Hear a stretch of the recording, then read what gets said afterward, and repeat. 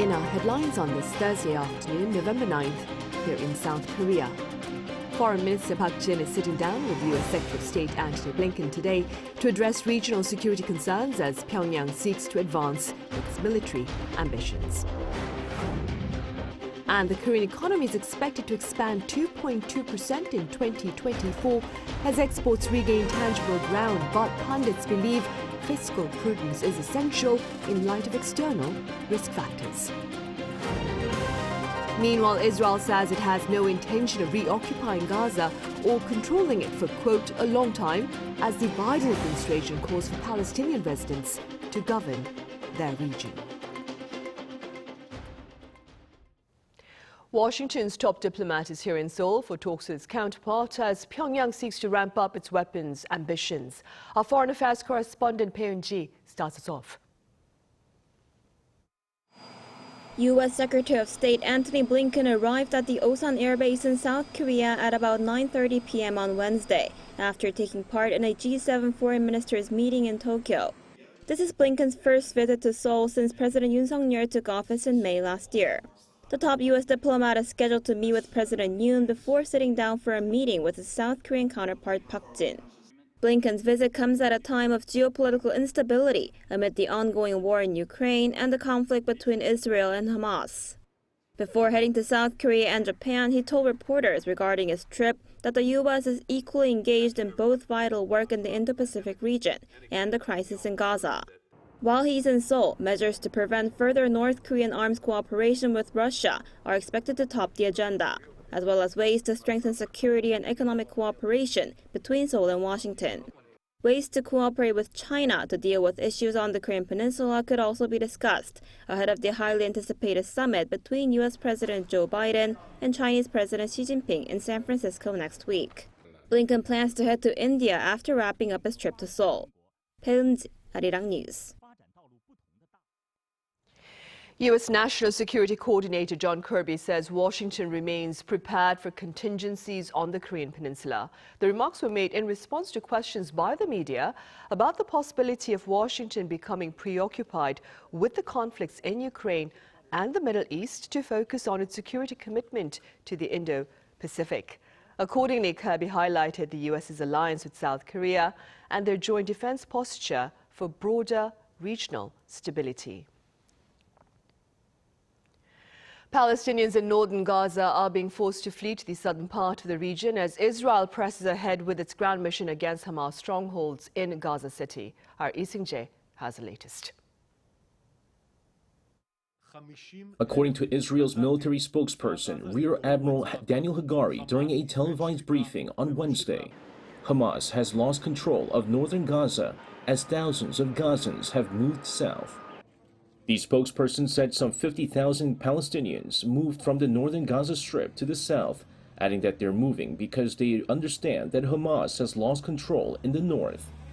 While Hagari reiterated the government's stance that there will be no ceasefire, he said Israel has been allowing humanitarian pauses at specific times to allow Gazans to relocate south. In a press release also on Wednesday, the Israel Defense Forces claimed it had destroyed 130 Hamas tunnel shafts as it continues with its air and ground operations in Gaza. According to the statement, combat engineers fighting in Gaza are destroying Hamas's weapons and are locating, exposing, and detonating tunnel shafts. Meanwhile, the U.S. is closely discussing with Israel and Qatar a proposal for a pause in fighting in Gaza of up to 3 days, which will allow the delivery of more humanitarian aid and the possible release of some hostages held by Hamas.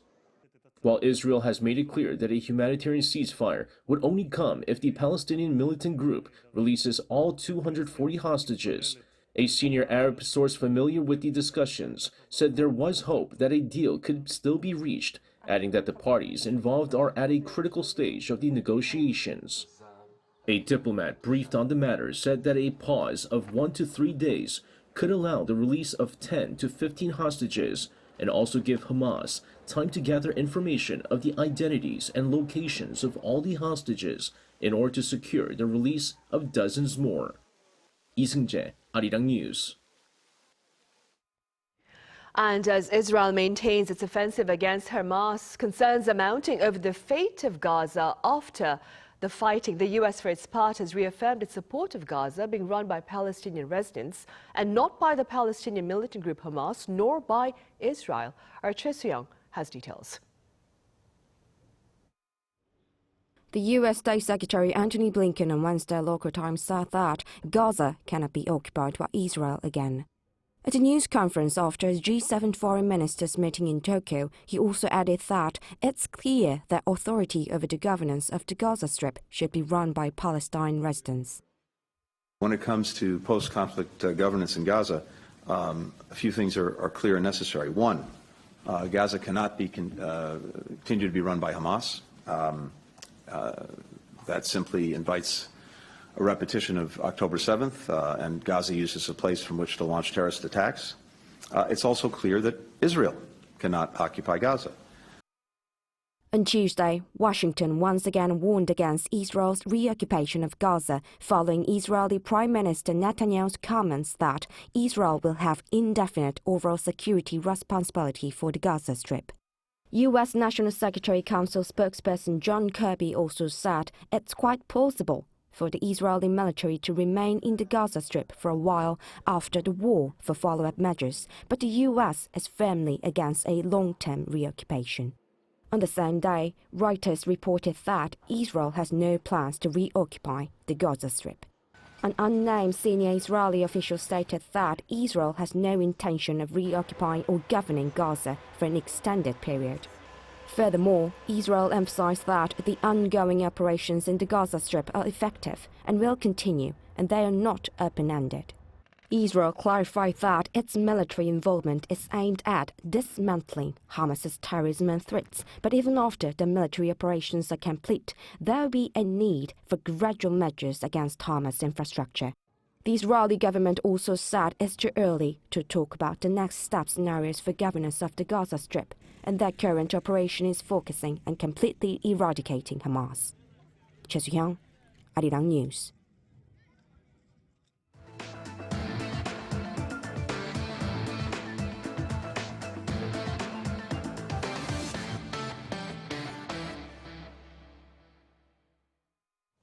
It's National Firefighters Day here in Korea today. That is November 9th, which also represents the hotline number 119 that connects the public to the fire brigade and the ambulance service here in the country. Marking the occasion at Yongsan Children's Garden here in Seoul, President Yoon Suk-yeol applauded Korea's firefighters for their display of dedication and duty while responding to the deadly quake in Turkey earlier this year and wildfires in Canada this past summer. Here at home, firefighters were dispatched to 130 emergency sites and they rescued 110,000 people. President Yoon also called on his cabinet to speed up supplying the National Fire Agency with enhanced equipment. Some 1,000 firefighters as well as delegates from the embassies of Turkey and Canada were present at today's event. In other news, Korea's economy will expand 2.2% next year amid rebounding exports, but fiscal prudence is essential to ensure overall stability. Now, this is according to the Korea Development Institute. Our An Sung-jin covers its outlook. The nation's economic think tank, the Korea Development Institute, has forecast South Korea's GDP to grow by 2.2% in 2024. That is a 0.8 percentage point increase from 2023's expected economic growth. The report released on Thursday noted that the expected increase in economic growth is largely attributed to a base effect caused by the low growth this year, as well as a recovery in exports. The KDI releases its annual economic outlook reports in May and November, though this year it published 2 additional forecasts in February and August to reflect the rapidly changing economic conditions. Forecasts for consumer inflation increased by 0.1 percentage point from August's forecast for both 2023 and 2024. November's report showed a rise in expected consumer inflation. It also showed a slowdown in domestic demand as high interest rates hit spending and infrastructure investment. High interest rates tend to have a greater negative impact on goods consumption, and this is showing in the recent Korean economy. Despite this, the semiconductor industry, which accounts for a high proportion of Korea's exports, is recovering from the economic downturn, gradually pulling up the overall economic trend. The think tank suggested that it will be necessary to tighten fiscal policies to ensure price stability, while emphasizing long-term financial stability and managing the impact of South Korea's aging society. There is a need to promote structural reform throughout the economy to cater to rapid demographic changes and intensifying global market competition with technological advancements in countries such as China. However, the report also warned of a potential delay in the economic recovery as global oil prices may surge amid the conflict between Israel and Hamas. It also noted that if China's real estate market plummets, hindering its financial stability, this may lead to decreased investment in Korea. An Sung-jin, Arirang News. Meanwhile, quite a number of leading investment banks believe the U.S. Federal Reserve will refrain from interest rate hikes. Now, this is according to a survey by the Bank of Korea's New York office that polled 12 investment banks. 10 predicted the Fed's benchmark rate will stay steady between the 5.25 and the 5.5% range. The remaining 2 banks projected a hike to the 5.5 and 5.75% range. During their meeting last week, U.S. policymakers froze their key interest rate for a second straight session. Back on the local front, Korea is hosting its annual startup fair this week, and over half of this year's participants are foreign ventures. Our Lee Soo-jin was there. South Korea is ready for its startups to make their mark. The country's biggest startup festival, COMEUP 2023, which will be held across 3 days, kicked off on Wednesday under the slogan, "We Move the World." Now in its 5th year, COMEUP, hosted by the Ministry of SMEs and Startups, is focusing on helping startups expand into global markets and providing them with various business opportunities. For the first time ever, most of the participating startups, 60% in fact, are from overseas. Continuing the global networking drive that began with President Yoon's state visit to the Middle East, global startups from 35 countries will be in attendance, including a 180-member delegation from Saudi Arabia and the United Arab Emirates. To accommodate them all, there's a separate global zone set up, a new addition for this year. It stages company booths and country pavilions allow domestic startups to network and pitch to companies and officials from across the world. This year's COMEUP also features select local startups from various stages of development, giving them a platform to showcase their products. The festival also provides them with various opportunities for mentorship, networking, and investment. Arirang News sat down with the Minister of SMEs and Startups. She told us that this festival will highlight the strengths of South Korean startups. South Korean startups are being recognized for their superior technology. For instance, in this year's CES, a quarter of the Innovation Award honorees were South Korean startups. In a digital era where new technology and businesses are needed, South Korean startups are already garnering much attention. Also, this year's festival provides opportunities for startups to win what they need the most: capital. At this year's COMEUP, there are 160 venture capitals from both Korea and abroad in attendance. The minister added that she hopes that this festival will pave the way for more local startups to expand their business internationally, which will also help avoid business competition in the domestic market. Lee Soo-jin, Arirang News. Over at the Parliament, lawmakers across the aisle earlier endorsed a bill calling for tailored academic support for students with diverse cultural backgrounds. Our National Assembly correspondent Lee Si-hu reports. 15-year-old Sophia moved with her family from Kazakhstan to South Korea. 한국에 온 지 1년이 다 되어가지만 아직 한국 생활 많이 어려워요. In less than a year, she learned enough Korean to enter a speaking contest hosted by the Migrant Youth Foundation's Rainbow Youth Center. 그러나 저는 지금 학생이니까 열심히 공부하고 학교에서 한국 친구들도 많이 사귀며 미래의 꿈도 이루고 싶어요.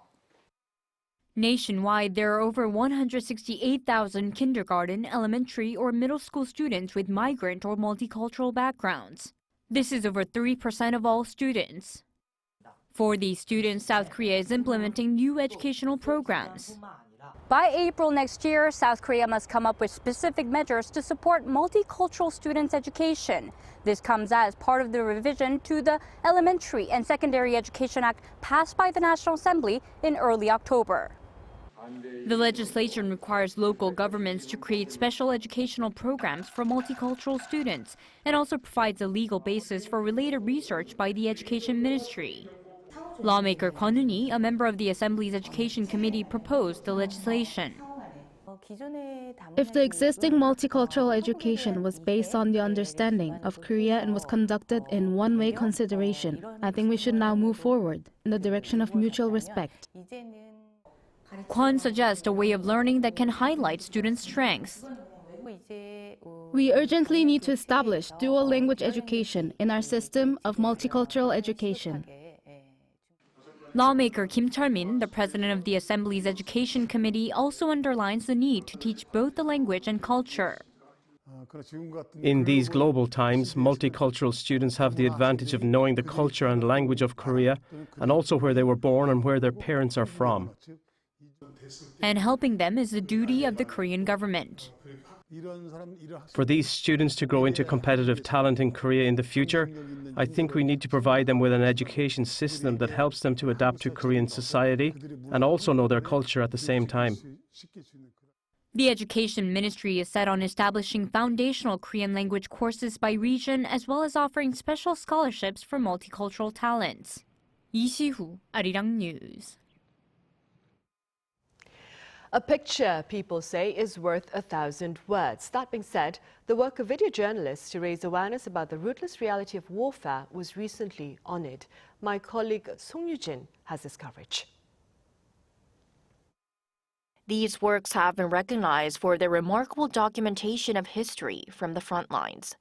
They are the winners of this year's Hinzpeter Awards. Named after German video journalist Hinzpeter, who filmed and reported South Korea's May 18th democratization movement, these awards celebrate video journalists dedicated to truth, human rights, and justice. It often feels like we focus solely on the casualties and negotiations of the Russian-Ukraine war. This year's projects shed light on the voices opposing the war and have effectively portrayed the suffering of countless civilians impacted by the conflict. The top prize, the World at a Crossroads Award, was given to the documentary Inside Russia, Putin's War at Home. It was made by a team of 4 video journalists who risked imprisonment as they covered domestic criticism of the Vladimir Putin regime, the opposition movements against the Ukraine war, and the demand for press freedom and free expression. Sometimes your voice can be not heard, and it can be very lonely and isolating. But it's still worth it to stand by what you believe and stand for the democratic values. The Battle of Bakhmut, the winner in the news category, shows what life is like in one of Ukraine's most dangerous battlegrounds. The 3 journalists capture the harsh realities of war through the lives of Ukrainian soldiers and civilians during their 2-week stay in the city. When something is that dire, when the situation is that dangerous, I think that's, when journalism comes in, and that's some of the times it's most important for us to be there to show the reality of what's happening. The award for features went to Russian soft power in the CAR, where 2 journalists carried on the works of their colleagues who lost their lives while investigating the Wagner mercenary group in the Central African Republic 5 years ago. Just like Hinzpeter, these visual storytellers continue to illuminate the untold stories of our time, ensuring that the voiceless are heard and the world bears witness to their struggles. Song Yu-jin, Arirang News.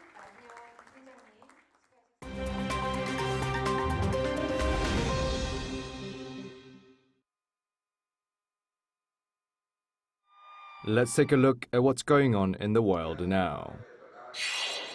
In the U.S. on Tuesday, voters headed to the polls to decide state initiatives and referendums during off-year elections. The night delivered some historic wins, including a pro-choice victory in Ohio.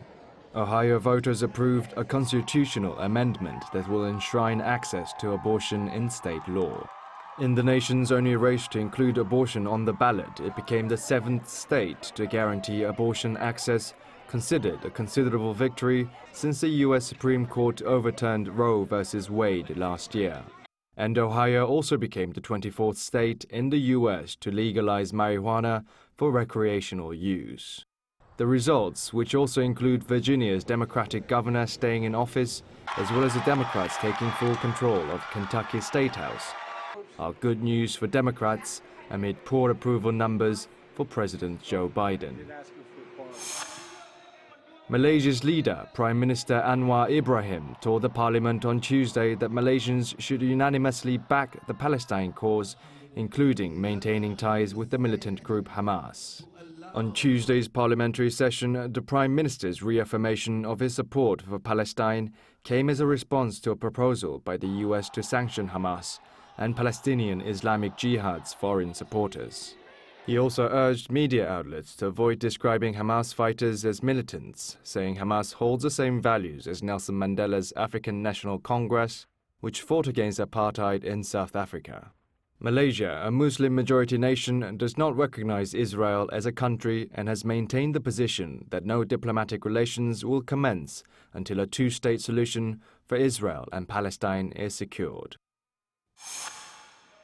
In Indonesia, former Communication and Information Technology Minister Johnny G. Plate has been sentenced to 15 years by the country's anti-graft court on Wednesday. The former cabinet minister was found guilty of corruption linked to the construction of mobile and internet transmission towers in rural parts of Indonesia. He was fined around $64,000 and ordered to reimburse the country for its losses to the tune of around $1 million. Prosecutors alleged that from a $533 million procurement project, the ex-minister pocketed around $1.2 million by turning a blind eye to feasibility studies on construction sites. Plate is the fifth former minister from President Joko Widodo's administration to have been sentenced for corruption. King Charles III, Britain's reigning monarch, got a taste of Korea as he visited Europe's largest Koreatown on Wednesday. In the first official visit by a member of the royal family, the visit follows a special mention of Korean President Yoon's state visit in the King's speech on Tuesday. Home to the largest population of Koreans in Europe, New Malden residents prepared a celebration of Korean food and culture, including traditional attire hanbok, as well as putting on performances for the king. 2023 marks 140 years of diplomatic relations between the two nations. Kim Seong, Arirang News.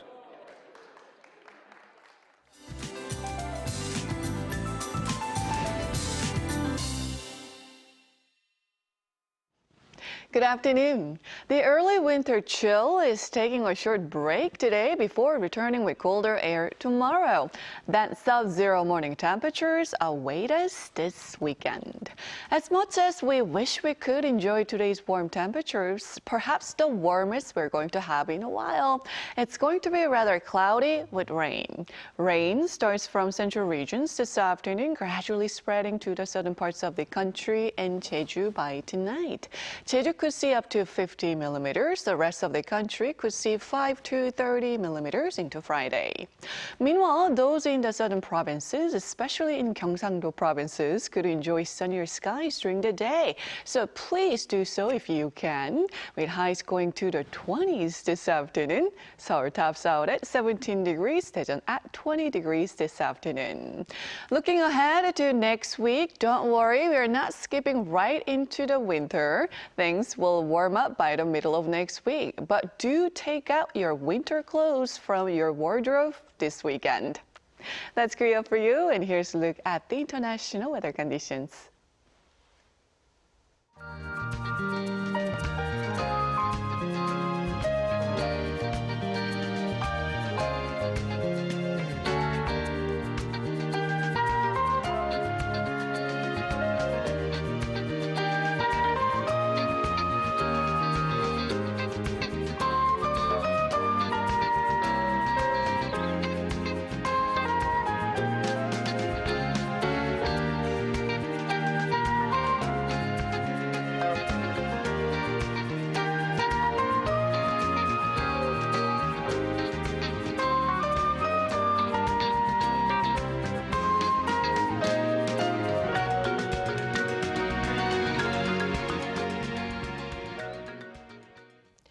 Well, that brings us to the end of Thursday's afternoon newscast. We have our panel session coming up right after this break, so do stay with us. Thank you for now.